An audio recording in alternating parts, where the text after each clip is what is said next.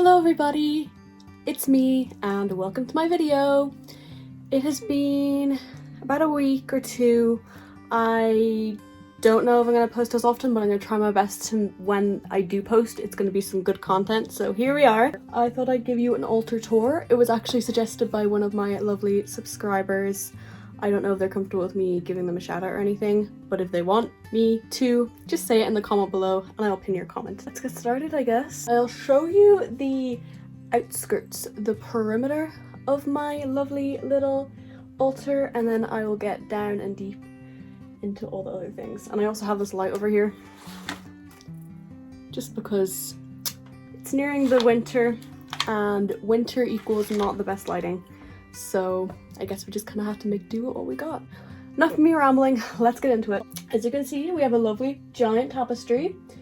This was bought from Amber in Drogheda. It has all the zodiac signs, the houses, the dates of the zodiac signs. It has such lovely illustration. Your eye is really brought into the center here with the sun in the middle, and then all these stars are beautiful accent, and then the moon phases, and it's just so beautiful and has such lovely colours. So I just thought that that would be the perfect thing to put on top of my altar. It's a very balanced feel, I think, and it definitely gets me in the mood to work on my craft. I haven't really worked on my craft, in truth, for a while. I know a lot of people are like practicing witches, as in they put wards up, they do like all the stuff that it's good to do. I don't really do that. I kind of just usually do spells when I feel like it. I don't know if that's the best, but I guess everyone has their own craft, so it is what it is. But I'm hoping to get a little bit better once I can. I have ivy that I got from Amazon. Instead of the sellotape, which is still up, I still need to take it down because it kept unfolding. I now have little pins pinning them up, and I have also my fairy lights from Amazon, and they have a bunch of different settings as well. They can flash and all, but my favourite one is this one because it's just very nice and relaxing. It gives a very wintry feel, I think. Alright, here we can see the actual altar itself. Here I am in the corner again. I have my frankincense and myrrh incense you would have seen in the intro. I love using this, I love the smell, and it's definitely very cleansing. And I actually haven't used it in a while, so I'm just trying to use everything up before I buy loads of more incenses, because as you can see, I have loads of them and I really need to start using them. Here is one of my favourite crystals of all time, rose quartz. I love the qualities it gives, I love the energy, I love the colour as well. Look at it, it's such a beautiful light pink.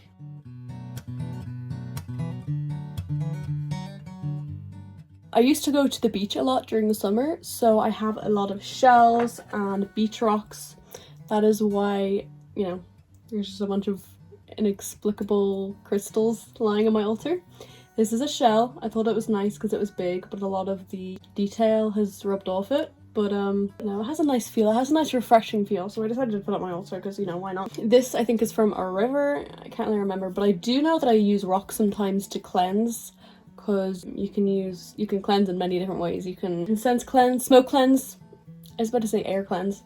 I'm acting as if I don't know anything about this. I do, I'm just very bad at speaking. You can cleanse using your breath, you can cleanse using crystals like selenite, I use that a lot as well.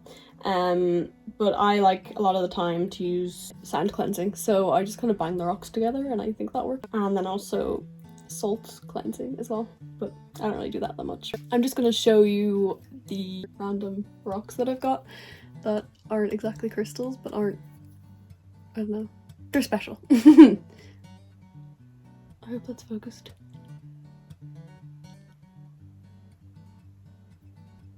I hope you like my nails, by the way. I painted them brown. Now I know that I got this one from the beach. It's so smooth. I think this is quartz, or at least it has a bit of quartz in it, because you can see little sparkly bits if you look at it up close. I like this one a lot because it has a little stripe on it.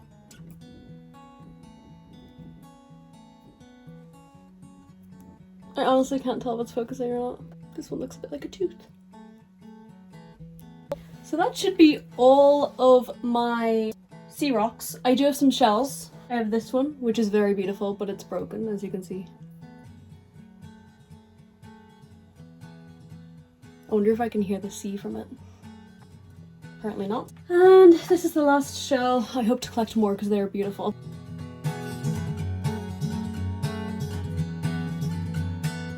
Now, this is my tiger's eye. I had a tiger's eye before this, but unfortunately I lost it. I found it, I lost it, I found it, and then I lost it again. So I just have this new one. I think I got it from Folkster in Dundrum, Dublin. I don't really do anything with it, but it's really nice to look at, and it has a lot of layers on it, and it's such a lovely brown. I say I don't do anything with it, I mean like I don't actively do anything with it, but whenever I need like the qualities, I use it. Whenever I show you things, there's always like little specks of dust in my hand. Here I have a geode, not exactly sure where it's from. Very pretty, slightly browny, creamy in colour, maybe with a hint of purple. Not sure what it is. I think my boyfriend got it for me or I got it for myself, can't exactly remember. But it's very beautiful. And I love the little glaze it has here. You can see everything inside, and it has a very soft outside. Now this one, I'm quite sure I got from Shop Folkster. It's very textured, first of all. Forgot to take the price tag of it, so it's €4. I think it's some form of emerald or jade, but I can't remember. I remembered I was meant to remember, but I couldn't remember exactly what I was meant to remember. Reminds me of the heart and throat chakra, so it could be something to do with that. Not really sure, I'm gonna have to look it up. And that's why I have all the books, and I'm gonna be getting to the books at the end of this video. This is Hematite, and it's very metallic-y, and it's a real protection stone, so I love it so much. Like, it's just amazing. Even like holding it right now, I feel such a deep connection with it, so I'm definitely going to be working with it again in the future. It is very helpful, very lovely, very protective. Now I think I got these two from one of those like little chakra crystal pouch thingies. I'm sure you know what I mean. I think this is meant to be green aventurine. Don't remember what this is meant to be. Not sure if they're authentic. They could be. They probably are. Obviously, you know, I feel a bit of a connection with it, but it's nothing major or anything. They're just kind of like on crystals in my mouth. The ones I feel most connected to would be my labradorite. It's got a very beautiful little like oily look inside of it. And I think I got it for myself when I was starting out my crystal journey, but I could be wrong. My memory's kind of faded a little bit. But look at how beautiful that is. Also, at one point in my life, I did feel very connected to my Opalite. It is slightly transparent, has loads of colours, it just has a very angelic feel. I have not one, not two, not three, but 4 pieces of clear quartz. This is the basic beginner crystal. I'm sure you've heard a lot of times. So, of course, my beginner self decided to venture out and get a bunch of them. This one broke while I was in school. This is from one of those little chakra boxes. It wasn't meant to be a chakra box, but I ordered it as like a surprise box, and it just, apparently the theme of the month was chakras. I think it's to balance them or something. And then, you know, the other two, just kind of like, you know, around shops and stuff. Now this beauty, and this one, and this one, and that one, and that one, and that. They are all sodalites. Now I have an interesting story behind these. For my little candle business, I wanted to make some candles, obviously, that had a bit of sodalite in them. But I didn't get around to it, so I ended up bulk ordering a bunch of sodalite, and I never actually used them. So they're just kind of sitting here on my altar. But at least I have them spaced out, so they're not all in a pile. It doesn't look as weird. But if you want a free sodalite, let me know. This here is my hagstone. As you can see, there is a little peeky hole in the middle. So supposedly you can use that to speak, well, not to speak, but to see the other side and to speak with the Fae and all that sort of thing. I definitely am not the type that would try and commune with the Fae, but you know, it's an interesting to have, and it's very spiritual piece, and I'm very lucky to have come across it on the beach. These two are my lovely citrine pieces, which I bought when I was desperate for money. As you know, citrine, well, as you may or may not know, citrine is the stone of abundance financially. So, of course, this rogue bitch decided to get some. And I can't say that it's definitely helped, but they do have a very nice vibe, and they might be heat-treated amethyst. I guess we'll never know until I buy an actual one, and the results differ from these. This is a clear quartz geode, as you can see. Got it for me and my boyfriend. Sorry about my dog crying in the background. I honestly don't know what he wants. He's being so annoying today. I think he wants to come upstairs, but I'm afraid he'll pee everywhere. Anyway, yeah, this is some clear quartz geode. Shared it with my boyfriend. This is bloodstone, I think. Possibly, could be wrong. And this, of course, is blue lace agate. This here is pyrite. Once again, I was attracting money and I got it from Shop Amber in draw it. I think this is emerald. It's a variation of emerald, but I can't remember what the variation is, but it is an emerald. I was in Folkster one day, probably at the start of this year, and I just saw it and I felt like it was just calling my name, so I decided to go and get it. And it has definitely helped in my journey quite a bit. This is some green agate, gifted to me by a friend. It's a very lovely shape, and I just haven't been able to let go of it, honestly, so I just kind of keep it. Definitely served its purpose, and I was going to get rid of it at one point, but I am keeping it because when I went to get rid of it, I just couldn't. And I just think that it's still here. It still needs to help me some way in my journey. This here is Selenite. It's my cleansing crystal. As you can see, the way the light hits it, it is very illuminated, and you can see all the little spikes in it. And I love a lamp of this, because imagine how beautiful that would be. Here is my celestite. Once again, same story as the emerald. I got it from Folkster. Decided to keep it in this little bag that they gave me because it was cute, and I've had it on my altar ever since. Now, aside from all the crystals, you can see that I have loads of other things. I have this here, which is, as you might know or mightn't know, black salt, and it works for me and it's very personalized, so I'm quite happy about it. This here is my protection jar. It actually, well, its brother/sister actually helped me once. I was going on a little holiday with my family, and I just all of a sudden, before I was going, I felt like I should really make a protection jar. So I did, and turns out there was a pretty bad car accident on the way, but we like missed it by a couple of minutes.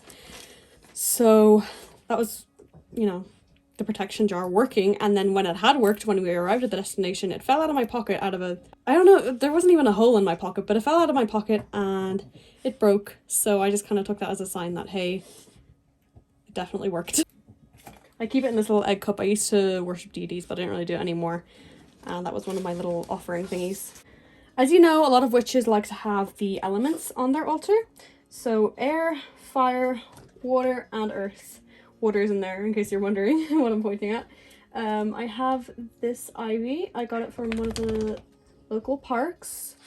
I've had it like almost a year now, and it hasn't exactly died yet. So I guess I'll just have to wait until it dies and then replace it.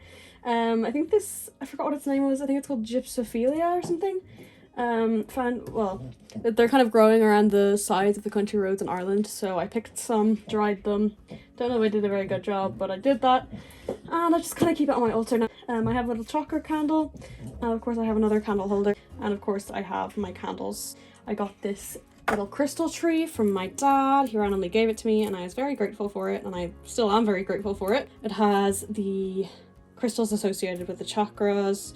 I know like a lot of this is to do with chakras, but I feel like when you're a beginner, that's just kind of like one of the things that's, aside from astrology, that kind of sets you in. So lapis lazuli, amethyst, clear quartz, citrine, I think, jasper, green adventurine, or malachite or something, amber, I think.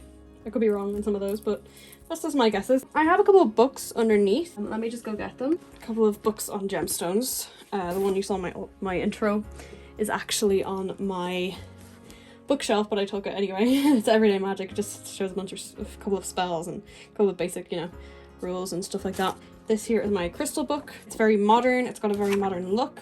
I love the print that they've written the words out in. The pictures are lovely. I love the way it's like page and then picture, so it shows you exactly what you're looking at. It gives quite a lot of information. Like, I love the way it has the little information thingies here, and then it just like gives info, and then like the basic information's up here, the name. It's also in alphabetical order, pictures, extra info. These two are basically the same thing, but just kind of in different styles and different variety of how much they have. Just kind of going through the basics of what crystals do, what they are, countries, the way you can cut them, and of course it has the little basic information about them all. Not all of them, obviously, but you know, a couple of them. And then this one would probably be the one with the most information in it. So let me just flip it around and pick you a crystal for your day.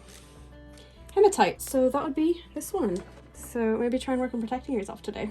And of course, it wouldn't be an altar if I didn't have my divination. I have my pendulum. Don't know where it's gone. I think it's on my desk somewhere. Don't think it wants to be seen today. But I do have my tarot cards, Rider Waite. I used to always want these when I was younger. But I actually find that I don't connect with tarot cards all as well as I do with oracle cards. I just can't really understand them as well, and I feel like they don't really like me as much as oracle cards like me.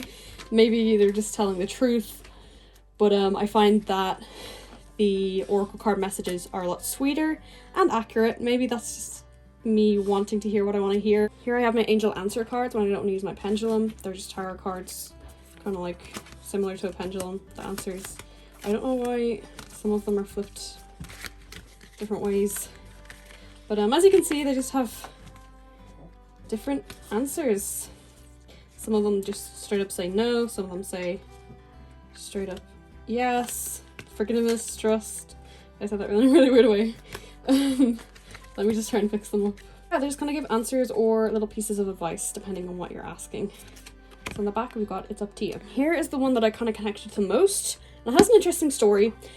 I was about 14 at the time, maybe 15, probably 14, and I was looking for a tarot deck, and I found this. I didn't know what oracle was. I thought tarot was just the only divination. Well, obviously not the only divination, but you know, the only divination in cards. So I was actually looking for a Rider-Waite, found this, thought it was a Rider-Waite for some reason in my little 14-year-old brain, and bought it. But I honestly don't regret it because it's one of the ones that I actually connected to the most, and I love it a lot. And it has taught me so many valuable lessons, and it is one of my best friends. Here I have my Monologue Deck. I kind of use it, kind of asking about like when type questions, because it goes around the moon, and say, when should I get a new job? It could come out as like waxing gibbous in Taurus or something, so wait until that happens, and maybe that's the best time to get your job. That's just an example. And I have this one, got it recently, haven't really used it much, but I kind of felt called to it. I think I will use it in the future, but as of now, I haven't really been using it. So that was my video. I definitely hope that you enjoyed. Let me just take off these because they are very distracting. Sorry about my red face. If you're new, I hope you enjoyed. I hope you subscribe if you liked this. And make sure to check out my other content. I should be releasing a video next week, if all goes to plan. And yeah, I really hope you enjoyed. Let me know if you own any crystals, and let me know if you learned anything from this, and let me know if you have any constructive criticism for me. But thank you so much for watching, and I will see you in the next one. Bye everyone!